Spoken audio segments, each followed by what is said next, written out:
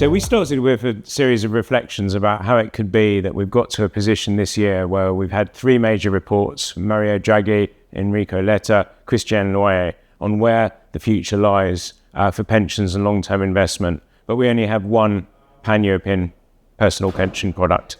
And that is a critical data point to understand, because for the next stage of the policy discussion, we need to know how and if to fix the pan-European personal pension, or whether we move to member states and push the initiative more down to national level. And I think it's fair to say that we had a mixed conversation among the panel. There is absolute unanimity, as you would expect, that the PEP needs to be fixed. But I think the balance of opinion is that there is much more that we need to do at member state level in the near term to unblock the pensions challenge.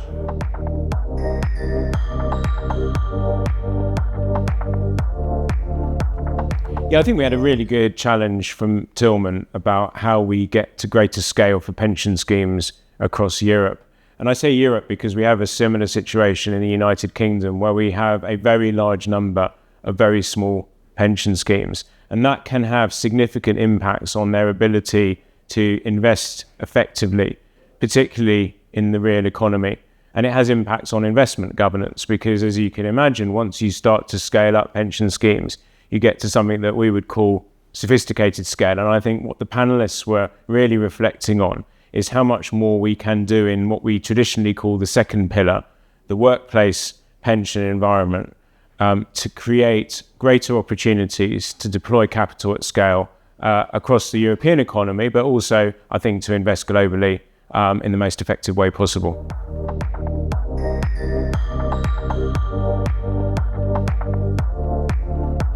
Yeah, I really like the final section because we got three really different suggestions that will all together make a difference to the future direction.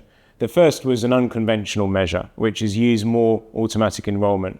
We've done it in the United Kingdom. I think Ireland is about to start doing it. And clearly the panelists thought that this could make a difference. And personally, I would agree with that. The second is a more conventional measure, particularly for retail savings products. And that's how we better target tax incentives to persuade people to invest both more, but also potentially more in the European economy, if they can see that there is a specific incentive attached to that product or that investment strategy. And the third, which was I think really interesting for the wider debate at the moment on European growth, is the concept of risk and volatility, both how we communicate to investors about what risk really is, but also how we regulate risk. And what Tilman Luder was doing, I think, is calling for a new risk agenda, a new approach to how we think about this, so that we can deploy capital in the most effective way and we can get people more comfortable about taking appropriate levels of risk across their lifetimes.